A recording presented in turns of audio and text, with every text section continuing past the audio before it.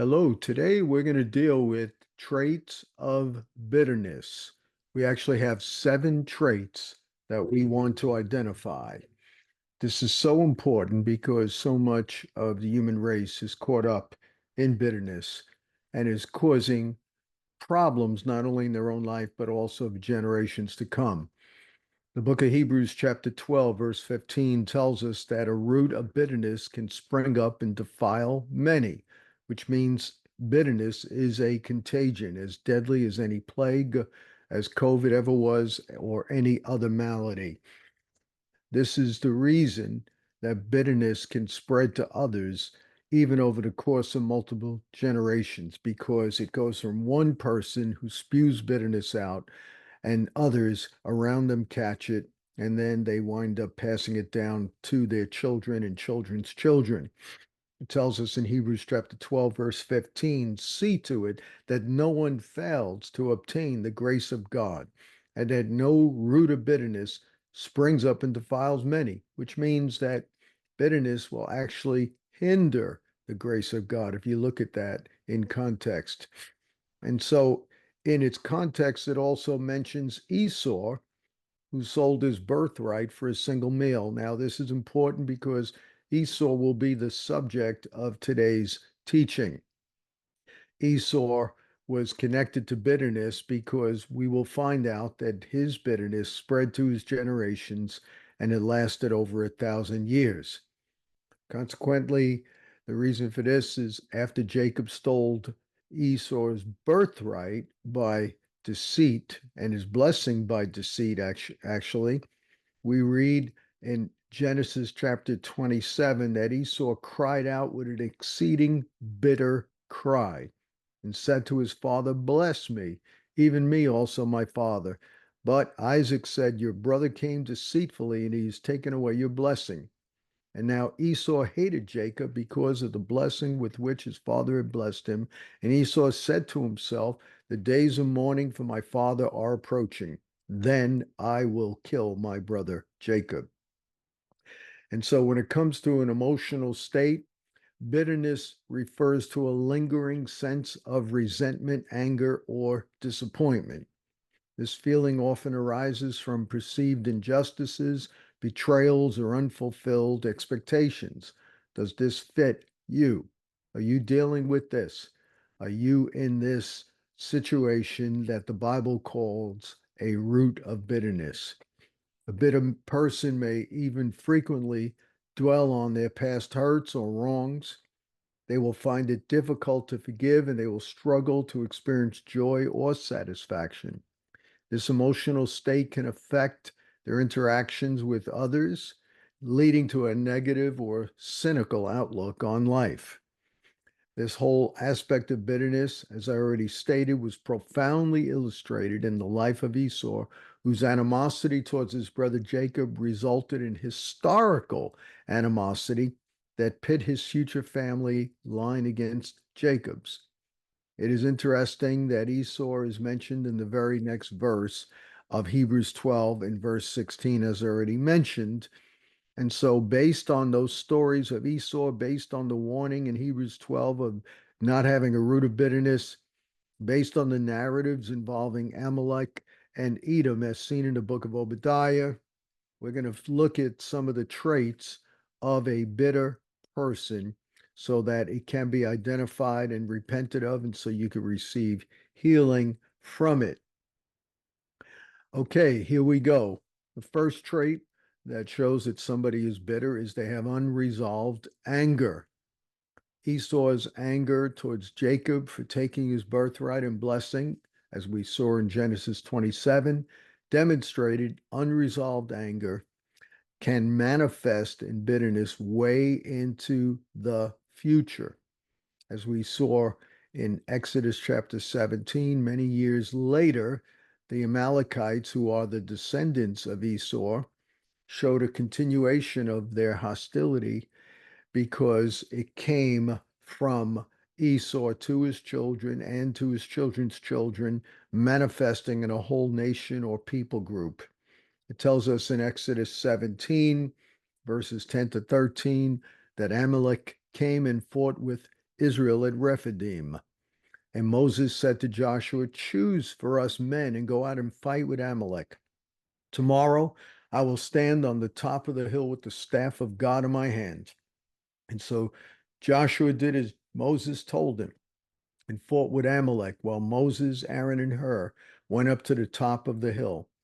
And whenever Moses held up his hand, Israel prevailed. And whenever he lowered his hand, Amalek prevailed. But Moses' hands grew weary, so that they took a stone and put it under him, and he sat on it. While Aaron and Hur held up his hands, one on one side and the other on the other side. So his hands were steady until the going down of the sun. Joshua overwhelmed Amalek because of this and his people with the sword. When we look at the figuration of Moses sitting down with his arm raised up as the rod went up in the air with Aaron and Hur on his right and on his left, they're actually making the sign of the cross, which shows us symbolically that only the cross of Christ and forgiveness can defeat the root of bitterness. But the devil hides behind and utilizes so many things so that you don't forgive, so you rationalize, and only going to the cross of Christ and forgiven as God and Christ forgave you can you be healed, or can the process of healing begin to take place because of bitterness? Only the cross can eradicate bitterness. Number two, another trait that we want to look at that shows that a person is dealing with a root of bitterness is a victim mentality. We see in the narrative that Esau felt wronged by Jacob, believing he was a victim of deceit and unfair treatment. This perception can lead to a lasting sense of injustice. This led to generational bitterness that perpetuates a sense of victimhood, as we saw in the persistent enmity between Amalek and Israel. We could also see how bitterness negatively impacts people in contemporary society, in which they interpret the narrative of their whole life through the lens of being a victim. This also leads to living an angry life in which you scapegoat other people instead of taking responsibility for your own shortcomings. And when you scapegoat other people and you blame others, you'll never get ahead. You'll always remain a victim. There are whole people groups in this world that carry over a victim spirit handed down to them from one generation to another, and that limits their life and perpetuates, in many cases, a cycle of poverty. So it's important to get rid of roots of bitterness, not only from individuals, but from families and from whole nations. A third trait of bitterness is a desire for revenge. Esau's desire to kill Jacob after losing his blessing illustrated his desire for revenge, a common trait of bitterness. His bitterness was obviously spread to his children, who then spread it to his children's children, leading to a whole nation poisoned with bitterness. The Amalekites' unprovoked attack on Israel, as we saw in Exodus 17, reflected a deep-seated desire for revenge. Old Chinese philosopher Confucius said, when you are out for revenge, make sure you dig two graves. We see a contemporary example of the desire for revenge in the horrific Rwandan genocide, which took place in 1994, and it was fueled by historical animosity between the two ethnic groups, the Hutu and the Tutsi. These conflicts and these roots can be traced back to colonial times and earlier. For example, during the colonial period, first under Germany in 1897 and then under Belgium rule after World War I in 1916, the Tutsi minority were favored over the Hutu majority. In the 1930s, the Belgians introduced identity cards that classified people as either Tutsi, Hutu, or Twa, which institutionalized the ethnic divisions and solidified social divisions. The colonizers utilized the Tutsi to help administer the colony, which exacerbated existing social divisions and created a power imbalance. When Rwanda gained independence in 1962, the Hutu majority took control of the government. Over the ensuing decades, tensions between the Hutu and Tutsi continued to escalate, marked by periods of violence and discrimination against the Tutsi. Leading up to the genocide, political and social instability, as well as an economic hardship, further inflamed these ethnic tensions. The culmination was when the Rwandan president, Hutu, was assassinated in April of 1994, which served as the catalyst for the mass violence that followed. This genocide from the Hutu to the Tutsis resulted in the systemic killing of an estimated 800,000 to 1 million Tutsi and moderate Hutus over approximately 100 days or 3 months. This deep seated historical animosity between the Hutu and Tutsi played a crucial role in the genocide, but it was also exacerbated by political manipulation, propaganda, and immediate triggering events. Thankfully, there's been much healing and reconciliation in this great nation the past several decades. A fourth trait of bitterness is persistent resentment.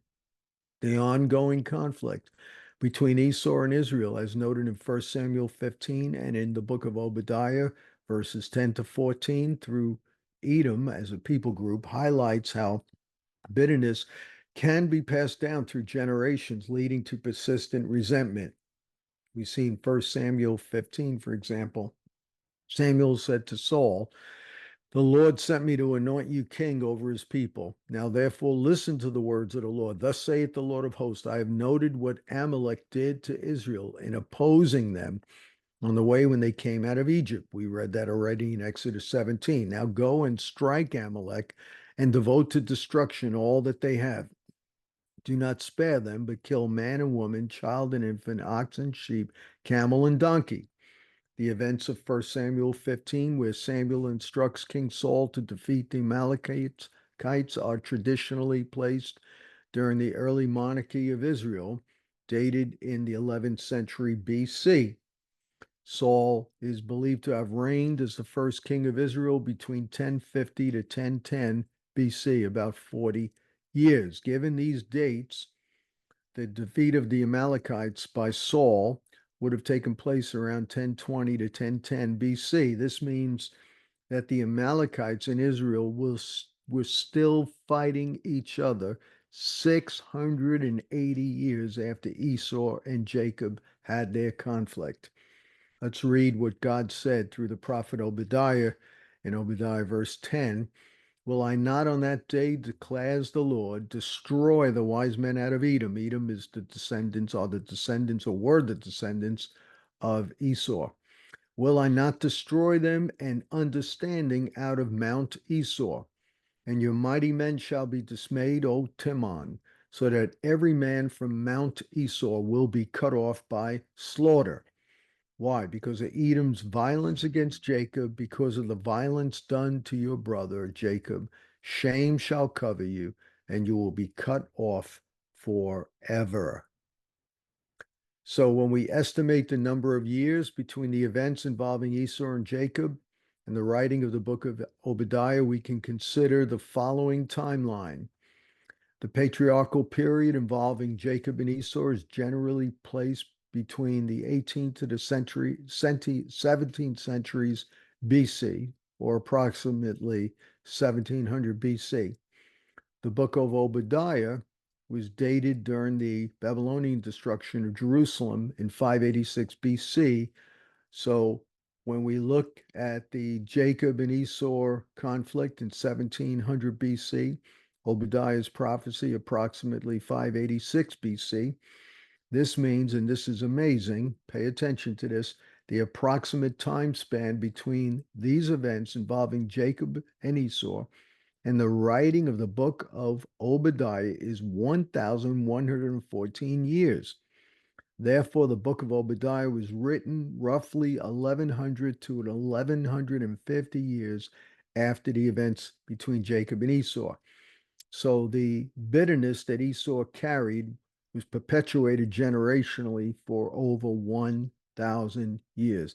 This is how powerful, this is how much of a contagion bitterness is. And that's why the book of Hebrews tells us to rid ourselves of every root of bitterness because it can destroy and result in the destruction of whole people groups. I've seen families carry resentment and hatred against other families because of perceived injustices that were communicated to them since they were children. One person's bitterness can destroy the emotional life of a whole generation of people. A fifth trait of a person with bitterness is a lack of forgiveness. Although Esau initially reconciled with Jacob, as we see in Genesis 33, his eventual inability to continue that forgiveness reflects the difficulty bitter people have in letting go of historical grievances. The continued animosity of the Amalekites and Edomites manifest a refusal to forgive past wrongs. We see in Matthew chapter 18, verse 21 to 23, St. Peter came up to Jesus and said, Lord, how often will my brother sin against me and I forgive him? 7 times? Jesus said to him, I do not say to you 7 times, but 77 times. That was a symbolic number, meaning you never stop forgiving. You forgive for eternity. In Matthew 18, Jesus finishing a parable of a wicked servant who refused to forgive his servant of money owed, even though his master forgave him more money that he owed. Jesus said, You wicked servant, I forgave all that debt because you pleaded with me. Should you not have had mercy on your fellow servant as I had mercy on you? And in anger, his master delivered him to the torturers until he should pay all his debt. Jesus then said, So my heavenly Father will do to every one of you, meaning give you over to the torturers, to torment, to bondage. He will allow that to happen in your life because of what? Bitterness. He will do that to every one of you if you don't forgive your brother from your heart. The sixth trait of someone who's bitter is they have a distorted perception of reality. Esau's belief that he was solely a victim without taking responsibility for the fact that he sold his own birthright willingly and not because Jacob uh, forced him. We find that this clouds your perception. It definitely takes away your ability to take responsibility for your own actions. I've found that people filled with animosity and bitterness always distort reality so that they revise personal and ancestral history to fit an erroneous caricature that fits their lens of injustice and scapegoating. The book of Obadiah condemns Edom, who were again descendants of Esau, for their arrogance, for rejoicing, and judgment during Israel's distress, illustrating how bitterness can cause a destructive trajectory for a whole generations. So it not only causes them emotional harm, their bitterness eventually causes a generation of people to be wiped out. We see the Amalekites are mentioned sporadically in later texts in the Bible, but they eventually fade from historical records, suggesting their decline and possible assimilation or extinction. The Edomites, the other family line of Esau, as we saw in the book of Obadiah, faced various judgments and military defeats, notably during the reigns of King David and subsequent Judean kings. The Edomites maintained a presence in the region for a longer period than the Amalekites. However, they were eventually conquered and assimilated by other groups, particularly after the Roman conquest of Idumea, the Greek name for Edom, in the first century. By the time of the Jewish historian Josephus in the first century, the Edomites had largely been absorbed into the Jewish population. So they were extinct primarily because of their warfare due to the bitterness Esau had against Jacob and the warfare they had with Jacob's descendants. Last but not least, another trait of bitterness is a bitter person often isolates and alienates themselves from others. We see in Genesis chapter 36, verse 6, that Esau took his wives, his sons, his daughters, and all the members of his household, his livestock, all his beasts, and all his property that he had acquired in the land of Canaan, and he went into a land far away from his brother Jacob. So he moved to a different land, and the ensuing separation from his family can be seen as a consequence of his bitterness. As I already mentioned, bitter people tend to isolate themselves since their challenged emotional state limits their capacity to interact socially with others. Furthermore, Edom's betrayal of Israel during their time of need, as described in Obadiah, indicates how bitterness can lead to actions that further isolate and alienate individuals and groups from their family and other tribes. Bitterness gives birth to unresolved anger, a sense of victimhood, a sense of a desire for revenge, persistent resentment, a lack of forgiveness, distorted perceptions, and eventually isolation and alienation. These traits, as illustrated in the stories of Esau, Jacob, Amalek, and the prophetic condemnation in Obadiah, demonstrate the destruction and impact that bitterness can have on individuals and their relationships across generations. In light of all this, we need to ensure that we are not getting emotionally poisoned based upon the narratives and perceptions handed down to us from others, including our parents. We also need to walk in forgiveness and allow the love of God to permeate and direct our hearts, lest a root of bitterness spring up and defile many. So, what are some positive steps we could take if we're experiencing bitterness or to prevent bitterness? Number one, be self aware and discern if you have inherited the bitterness of an ancestral people group, if it was handed down to you from your parents and your grandparents. Again, look at Obadiah verses 10 to 14. Intergenerational transmission perpetuates cycles of bitterness. Family history analysis enables us to identify patterns of bitterness. Intergenerational dialogue is necessary between grandparents and their grandchildren and parents and their children. Also, we understand that attachment-based therapy identifies people that trigger resentment. And so we need a holistic approach, and we need to understand that God wants us to break the generational wounds of bitterness. The second thing we could do is be self-aware and discern if we're viewing the world through the lens of our pain or through objective reality. Titus chapter 1, verse 15 says, to the pure, all things are pure, but to the bitter or to the perverted or perverse, all things are perverse. Are you viewing the world through your bitterness and resentment or objectively? Number three, consider seeing a Christian therapist if lingering feelings of bitterness persist. It tells us in James chapter 5, verse 16, to confess our sins to one another. Talk about it. Don't just confess it to God. Talk about it to another person, a mature Christian, and pray for one another so that you may be healed. Number four, develop a biblical perspective regarding forgiveness. The Bible tells us in Romans 5 that God showed his love toward us, that even when we were sinners, Christ died for us. So if Christ could forgive us as sinners, who are we to not forgive others who have hurt us? And last but not least, we need to intentionally forgive each person who has hurt and traumatized us, even as it says in Ephesians 4, to let bitterness and wrath be put far away from us. And in some situations, we may even need a prayer of deliverance from demonic oppression so we could be totally free. Hopefully, this teaching today helped you. God bless you. This is Joseph Matera.